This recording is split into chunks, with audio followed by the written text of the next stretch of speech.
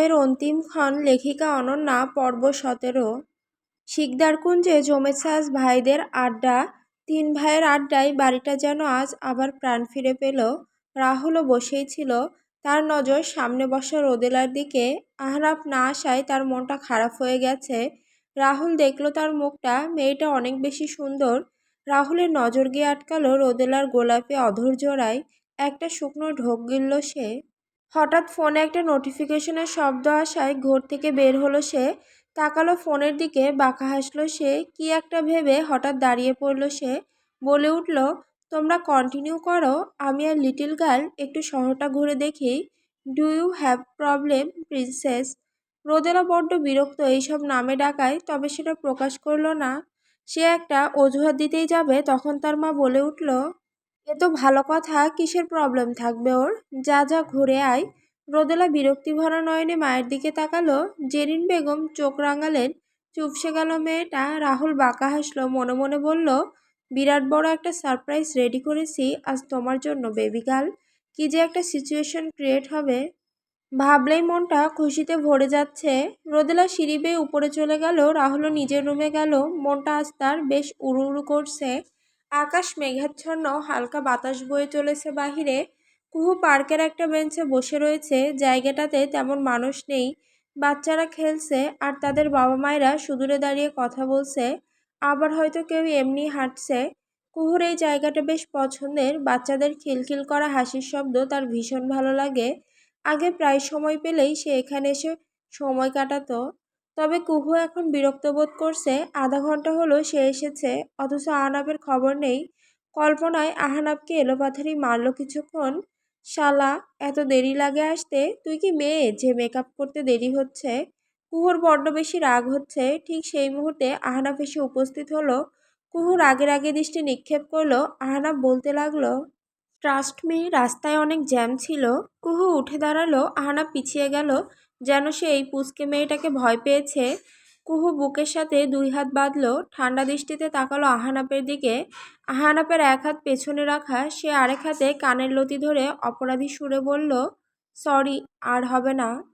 কুহু কপাল কুঁচকে কিছুক্ষণ তাকিয়ে রইল তার দিকে। আহনাফ আবার একই সুরে বলল, এবারের মতো কি মাফ করা যায় না তিলোত্তমা? কুহু ফোঁস করে শ্বাস ফেলল। মনে হচ্ছে যেন তারা প্রেমিক প্রেমিকা। তবে সে আজ কিছু বলল না। একটু পর এই ছেলে নিজেই ঘৃণায় তার দিকে ফিরে তাকাবে না।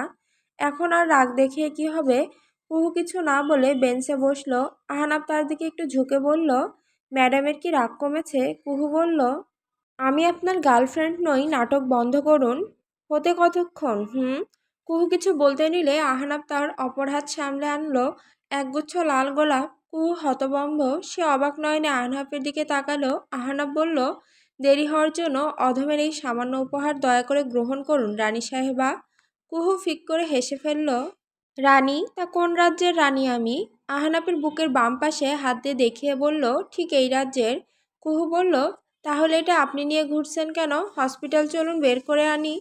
আহনাফ মাথা নাড়িয়ে বুকের বাঁ পাশে হাত দিয়ে বলল, জো হুকুম রানী সাহেবা। কুহু হেসে হেসে বলল, নাটক কি শেষ হয়েছে আপনার? তাহলে কাজের কথায় আসি। কুহুর মুখ গম্ভীর হলো। আহনাফ ফুলের দিকে ইশারা করলো। কুহু বলল, আমি আপনার গার্লফ্রেন্ড নই, এই ফুল কেন নিব? আমি নিব না।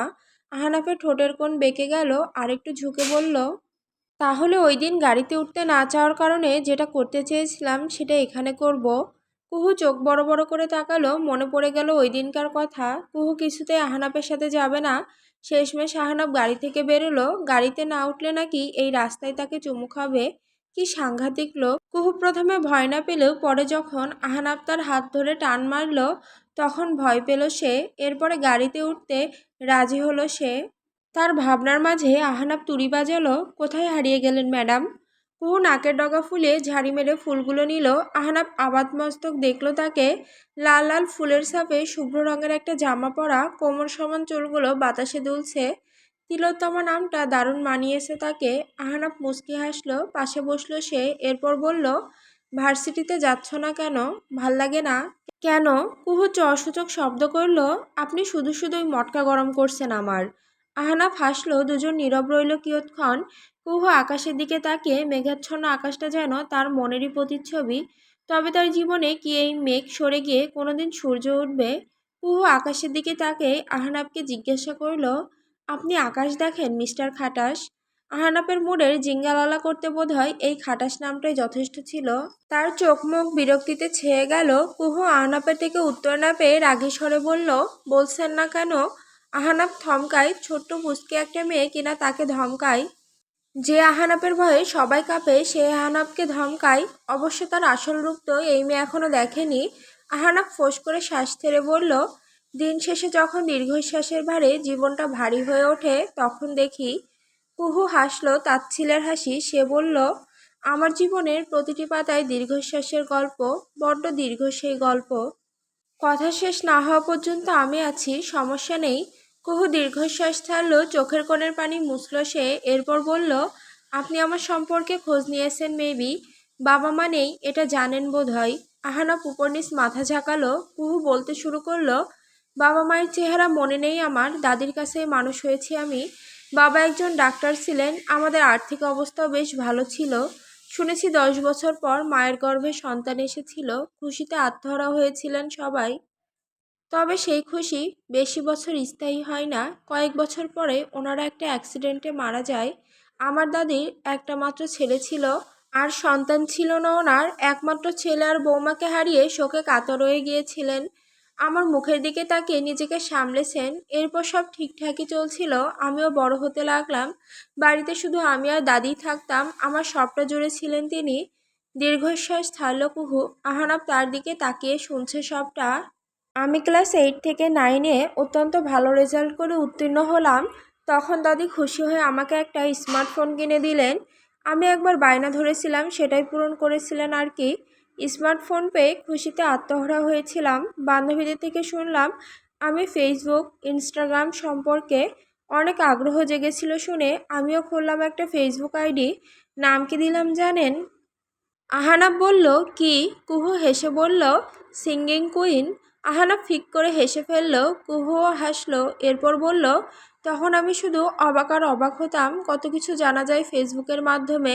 তখন যার আইডি সামনে পেতাম তাকেই ফ্রেন্ড রিকোয়েস্ট পাঠাতাম। এরপর আবার তারা অ্যাকসেপ্ট করলে নিজে থেকে হাই হ্যালো পাঠাতাম। তবে তাদের সাথে সেই হাই হ্যালো পর্যন্তই সীমাবদ্ধ থাকতো। এরকম করে একবার একজনের সাথে আমার পরিচয় হয়, তার সাথে অনেক কথা হতো আমার, অজান্তেই দুজন ফ্রেন্ড হয়ে যায়। আহনাফ হতাশার শ্বাস ছেড়ে বলল, তোমার মতো তারসিরাকে এত তাড়াতাড়ি ফোন দেওয়া মোটেই উচিত হয়নি। কুহু বলল, এই প্রথম একটা ভালো কথা বলছেন আপনি। আহনাফ কিছু বলল না। সে তো ভেবেছিল এই বুঝি বাঙ্গির পোলা বলে চেঁচিয়ে উঠবে। বেঁচে গেল সে এই যাত্রায়। কুহু বলতে লাগলো, সে অন্যরকম ছিল জানেন। প্রথম প্রথম সবাই অমন পীর সাহেব সেজে থাকে। কুহু বলল, আমি তো আর সেটা বুঝিনি। তবে সে না অন্য সবার মতো কখনো আমার ছবি চাইনি, আমিও চাইনি কখনো। একদিন সে আমাকে কল করলো, আমার জন্মদিন ছিল। 12টা বাজে উইশ করতে কল দিয়েছিল। প্রথম যখন তার ভয়েস শুনলাম, আমি বলতে পারেন ক্রাশ খেয়েছিলাম। এত সুন্দর তার ভয়েস। আহরাব মাথা নাড়াচ্ছে উপর নিচ, এদিকে হাত মুষ্টিবদ্ধ হয়ে এসেছে, ঠোঁটে হাসি ঝুলিয়ে রেখেছে তাও। ও আমার আইডির নাম সিঙ্গিং কুইন থাকায় সে ভেবেছিল আমি গান গাইতে পারি। সেও অনেক ভালো গান গায়, মূলত এজন্যই কথা শুরু হয়েছিল আমাদের। এরপর থেকে প্রায় তার সাথে কলে কথা হতো। কথা বলতে বলতে একসময় অভ্যাস হয়ে গেল তার। একদিন কথা বলতে না পারলে মনে হতো দম বন্ধ হয়ে আসছে। আসলে কি বলুন তো, মানুষ হচ্ছে অভ্যাসের দাস। একবার একটা জিনিস অভ্যাস হয়ে গেলে তা থেকে বেরিয়ে আসা খুব কষ্টের হয়ে ওঠে। দীর্ঘশ্বাস ছেড়ে আকাশের পানে তাকালো কুহু। এরপর আহনাফের কথা শুনে কুহু আবার বলতে শুরু করলো, তবে আমাদের প্রেমের একটা অদ্ভুত বিষয় কি ছিল জানেন? আমরা কখনো ওসব বাবু সোনা 3 বেলা আই লাভ ইউ বলতাম না। ওরকম আলগা পিরিত ছিল না। সে আমার নামের সাথে মিলিয়ে আমাকে একটা নিকনেম দিয়েছিল, বার্ড। আহনাফ দাঁতে দাঁত চেপে বলল, তারপর? তারপর হঠাৎ একদিন সে যোগাযোগ বন্ধ করে দেয়, কল করে না, মেসেজে রিপ্লাই করে না। আমি ভেঙে পড়েছিলাম অনেকটা। কার থেকে খোঁজ নিব কিছু ভেবে পাচ্ছিলাম না, কারণ তার পরিচিত এমন কাউকে আমি জানতাম না, আর সেও এই দেশে থাকতো না। কিছুদিনের মাথায় আমার দাদি অসুস্থ হয়ে পড়ে হঠাৎ। হসপিটালে নিয়ে যাওয়া হয় তাকে। আমি যেন দিশেহারা হয়ে গেলাম। সব আপনজন আমার থেকে দূরে সরে যাচ্ছে। আল্লাহর কাছে কত করে চাইলাম দাদিকে সুস্থ করে দিতে। আল্লাহ দিলেন না, বরং তাকে নিজের কাছে নিয়ে গেলেন। কুহুর চোখ থেকে দুফোঁটা পানি গড়িয়ে পড়ল। আহনাফ নিজের রুমালটা পকেট থেকে বের করে তার দিকে বাড়িয়ে দিল। কুহু নিল না, হাতের উল্টো পিঠ দিয়ে মুছে ফেলল। আহনাফ কিছু বলতে যাবে, তখন তার এমন একটা কথা মাথায় এলো যে সে নিজেই রুমালটা দূরে ছুঁড়ে মারল। কুহু ভাবল রেগে ছুঁড়ে মেরেছে, তার কি এতে। এদিকে আহনাফ ভাবছে অন্য কথা। এই রুমালটা ওয়াশরুমে পড়ে গিয়েছিল, সে তো টিস্যু দিয়ে তা কোনো মতে পকেটে রেখেছিল, ভেবেছিল বেরিয়ে ফেলে দিবে, ভুলেই গেছে। যাক, ভালোই হয়েছে রুমালটা নেয়নি। আচ্ছা বাসা বেঁচে গেছে, সে মেকি হেসে বলল। তারপর কুহু যেন গভীরভাবে ভাবছে কিছু। এরপরের ঘটনা সে কি বলবে আহনাফকে। সে বলে উঠল, কেমন খাটাস লোক আপনি, এতক্ষণ ধরে এত কিছু বললাম, গলা শুকিয়ে যায়নি বুঝি? কিছু ঠান্ডা অফার করলেও তো পারেন। আহনাফ এক ভ্রু উঁচু করে বলল, ঠান্ডা অফার? কুহু বলে উঠল, আপনার মাইন্ডটা আমার গায়ের রঙের মতো কালো। কুহু ফিক করে হেসে ফেলল কথাটা বলে। তবে আহনাফের ভালো লাগলো না কথাটা। সে ধমকে বলল, চাপকে পিঠের ছাল তুলে ফেলবো বেয়াদব। কুহু কপাল কুঁচকে তাকালো তার দিকে। আহনাফ উঠে যেতে নিলে কুহু বলল, থাক, পরে আনবেন, আগে বলে নেই সবটা। আহনাফ বসলো। কুহু আকাশের দিকে তাকালো আবার। মামা খবর পেয়ে আমাকে নিতে এলেন। আমাদের ওই বাড়িটা ছেড়ে চলে আসলাম মামার সাথে। বাড়ির সাথে ফেলে এলাম সেই অতীত। আমি তখন ধরেই নিয়েছিলাম যে সে আমাকে ঠকিয়েছে। প্রথম কিছুদিন ভয়ে থাকতাম, কারণ আমি তাকে আমার ছবি দিয়েছিলাম, তাকেও দেখেছিলাম। যদি আমার ছবিগুলো এডিট করে উল্টাপাল্টা কিছু করে, সেই ভয়ে থাকতাম, কারণ তখন প্রায় এমন কিছু খবর শোনা গিয়েছিল। কিন্তু না, এমন কিছু হলো না, সব কিছু ঠিকই ছিল। আমিও নতুন স্কুল, নতুন বন্ধুবান্ধব পেয়ে তাকে ভোলার চেষ্টা করছিলাম। হঠাৎ একদিন স্কুল ছুটির পর আমি তাকে দাঁড়িয়ে থাকতে দেখে থমকে গেলাম। প্রথমে ভেবেছিলাম আমার ভ্রম, পরে যখন সে এগিয়ে এলো আমি ফ্রিজড হয়ে গিয়েছিলাম। আমাদের ফার্স্ট মিট যে এভাবে হবে ধারণাও করিনি। আমি তো ভেবেছিলাম সে আমার সাথে ফাজলামো করেছে, আমাকে ঠকিয়েছে সে। আমি কান্নায় ভেঙে পড়েছিলাম তাকে দেখে। সে তখন কত কিছু বলে যে আমাকে মানালো, আমাকে সারপ্রাইজ দিতে নাকি যোগাযোগ বন্ধ করেছিল। কুহু তাচ্ছিল্য করে হাসলো। সে আমাদের বাড়ির অ্যাড্রেস জানতো, সেখান থেকে আমার এই ঠিকানা জানতে পারে। যাই হোক, পরে তার সাথে প্রায় দেখা হতো আমার। একদিন সে আমাকে বলল ঘুরতে নিয়ে যাবে, স্কুলে না গিয়ে তার সাথে ঘুরতে যেতে বলল। আমি প্রথমে মানা করে দেই, সে জোর করে না আমাকে। এই জিনিসটা অনেক ভালো লাগতো আমার। মানে তার মাঝে এমন কিছু আপনি পাবেন না যে তাকে খারাপ বলে মনে হবে। তবে কে জানতো বলুন, যে ওটা একটা ফাঁদ ছিল, ভালো মানুষের পেছনে এত বড় একটা হায়না লুকিয়ে আছে। কুহুর চোখে পানিতে টলমল করছে। আহনাফ তাকিয়ে সেদিকে। আমি নিজে থেকে রাজি হয়েছিলাম যেতে, কারণ তাকে আমি বিশ্বাস করতাম, আর সেটাই ছিল আমার জীবনের সবচেয়ে বড় ভুল। ও আমাকে নিয়ে গিয়ে আমাকে। কুহু কথা বলতে পারছে না যেন। ও কেমন করে যেন করতে লাগলো। আহনাফ ওর হাতের উপর হাত রাখতেই ও সিটকে হাত সরিয়ে নেয়। হাতটা কেমন করে ডলতে থাকে। তারা টাচ করবেন না। ও ও আমাকে ছুঁয়েছিল, বড্ড বাজে ছিল সেই স্পর্শ। আমি পালিয়েছিলাম, বিশ্বাস করুন, ও আমাকে কিছু করতে পারেনি। আমি সর্বোচ্চ চেষ্টা করেছিলাম পালাতে, আর পালিয়েছিলামও। হঠাৎ তখন একটা গাড়ি সামনে এসে যায়। এরপর কুহু ফুঁপিয়ে কাঁদতে থাকে। আহনাফ বলতে লাগলো, রিল্যাক্স তিলোত্তমা, ও তো কিছু করেনি, তাহলে এমন করছো কেন? রিল্যাক্স। কুহু ভাঙা ভাঙা স্বরে বলল, বাট আই ওয়াজ রেপড। কুহু চোখ বুজে বলল কথাটা। আহনাফ কিছু বলল না। কুহুর সময় লাগলো নিজেকে সামলাতে। আমার এক সপ্তাহ পর জ্ঞান আসে। আমি হসপিটালে নিজেকে দেখি। পাশে আয়ন ভাইয়া বসে, ওনার চোখ মুখে ছিল বিষণ্ণতার ভার। আয়ন ভাইয়া আমার জ্ঞান ফিরেছে দেখে যতটা না খুশি হয়, তার চেয়ে বিষণ্ণতা দেখা যায়। সে প্রথমে আমাকে কিছু বলেনি। যখন মামি এসে আমাকে এলোপাথারি মারতে লাগলেন আর হাই হুতাশ করে বলতে লাগলেন, তখন আমার যা বোঝার আমি বুঝে গিয়েছিলাম। আহনাফ চোখ বুজে ফেলল। কুহু বলল, হসপিটালের রিপোর্টে এসেছিল যে আমাকে গণধর্ষণ করা হয়েছে, আর আমি কোনোদিনও মা হতে পারবো না। জামার একটা অংশ শক্ত করে চেপে ধরল কুহু। এসব কথা বলতেও তার ঘৃণা লাগে, নিজের উপর ঘৃণা হয় তার। আহনাফও আজকের পর থেকে তাকে ঘৃণা করবে, সে জানে। আর পেছনে ঘুরবে না, তার তিলোত্তমা করবে না। ভালোই তো হবে, সে তো এটাই চেয়েছিল। রোদেলা তার ভালোবাসাকে পাক, বেস্ট ফ্রেন্ডের ভালোবাসা কেড়ে নিতে পারবে না সে। হঠাৎ নিজের হাতে ঠান্ডা কিছুর স্পর্শ পেতে থমকালো সে। আহনাফ একটা কোল্ড ড্রিঙ্কস তার হাতে ধরে রেখেছে। কুহু হাত সরিয়ে নিল। আহনাফ তার অপর হাতেরটাতে চুমুক দিয়ে বলল, বড্ড গরম পড়েছে আজ, বৃষ্টি আসলে মন্দ হয় না। তোমার বৃষ্টি কেমন লাগে তিলোত্তমা? কুহু ভরকালো হতভম্ব হয়ে তাকিয়ে রইল তার দিকে। এটা কোথায় নিয়ে এলেন? রাহুল গাড়ি থেকে নেমে অপর পাশে দরজা খুলল। রোদেলা আশেপাশে দেখতে লাগলো। রাহুল বলল, জায়গাটা সুন্দর না? কি সুন্দর বাচ্চারা খেলছে, মানুষজনও কম। রাহুল বাঁকা হাসতে রোদেলা দেখতে লাগলো চারিদিক। হঠাৎ তার নজর সুদূরে বসা আহানাপ আর কুহুর দিকে গিয়ে আটকালো। প্রথমে ভাবলো কুহু দেখছে সে। পরক্ষণেই রাহুল কেমন অবাক হওয়ার ভান করে বলে উঠল, আরে আহানাপ না, মেয়েটাকে পাশে বসে, ওর গার্লফ্রেন্ড? তোমার ফ্রেন্ড না ওটা? রোদেলা হতভম্ব হয়ে তাকিয়ে রইল। কুহুর হাতের লাল গোলাপের দিকে নজর গেল তার। আহানাপ কেমন হেসে হেসে কথা বলছে তার সাথে। কুহু অবশ্য আহানাপের দিকে তাকিয়েই রয়েছে, কথা বলছে কম।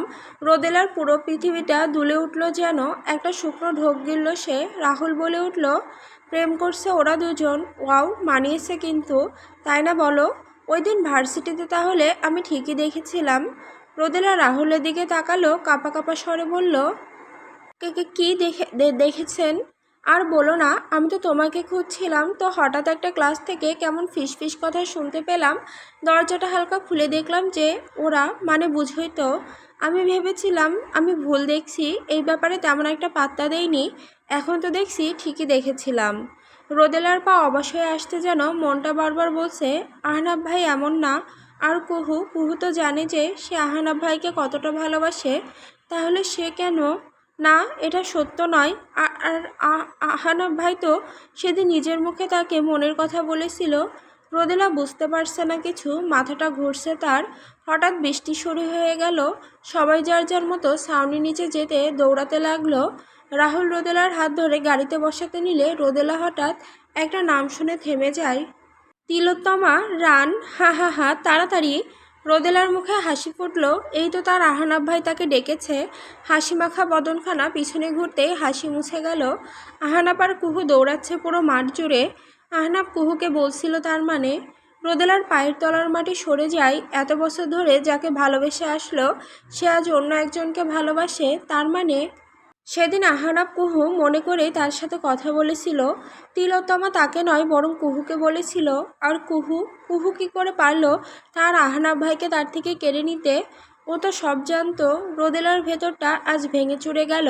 হৃদয়টা চূর্ণ বিচূর্ণ হলো আজ। নোনা জল গড়িয়ে পড়ছে তার কাজল কালো চোখ থেকে। চোখের পানি বৃষ্টির সাথে মিশে একাকার হয়ে যাচ্ছে। চিৎকার করে বলতে ইচ্ছা করছে আজ, কেন আমাকে ভালোবাসলেন না আহনাব ভাই? কেন ভালোবাসলেন না? মেয়েটা বেশিক্ষণ দাঁড়িয়ে থাকতে পারল না। এত বড় একটা ধাক্কা সে নিতে পারছে না। ঢলে পড়ল রাহুলের বুকে। রাহুল ধরে ফেলল সাথে সাথে। বাঁকা হাসল সে। উদ্দেশ্য সফল তার। বৃষ্টিতে জবুথুবু অবস্থা তাদের। আহনাব আর কুহুর দিকে তাকিয়ে কেমন সুর টেনে বলল, দেখে ফেলেছি, হা হা হা হা হা।